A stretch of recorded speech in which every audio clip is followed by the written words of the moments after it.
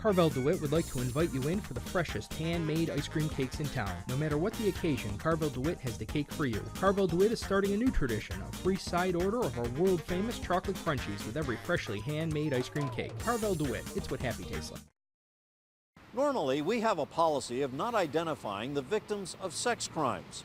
But in the case of serial rapist Robert Blainey, one of his victims came to us, and she wants to go public because she has an important message. Her name is Nancy Green. She sat quietly in the back of the room as State Senator Joe Griffo and Assemblyman Tony Brindisi held a news conference. They announced legislation to correct problems they say allowed Robert Blainey to get out of prison, only to rape again and kill. Green and I have been in touch since Blainey's arrest, and it was not an easy decision for her to go public. All I can tell you is how I felt at the time in 1988, without knowing why. Just I hated the invisibility, the nameless, faceless residue of being a rape victim. It was hard enough as an event to get through. Green carries a tattered newspaper article from September of 1988, when Blainey was charged with raping her along a stretch of Salt Springs Road in Manlius. She was a random victim. She didn't know him. Blainey spent 20 years in prison for attacking Green and another woman.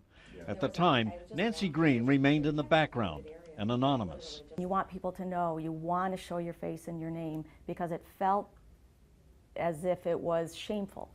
It felt like a giant secret.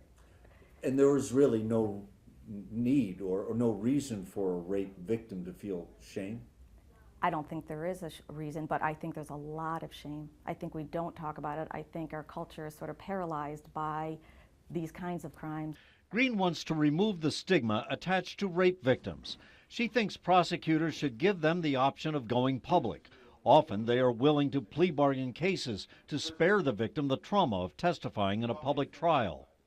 I just wonder how it would change things if women's names and faces were shown and published like any other crime. As Robert Blainey faces charges that could land him back in prison until he dies, his former victim has mixed feelings about him. My heart breaks for him. This is a broken man, and he is without humanity as you and I know it, and this man should never have gotten out, and we are all outraged over that, and this is a man that should be in jail forever.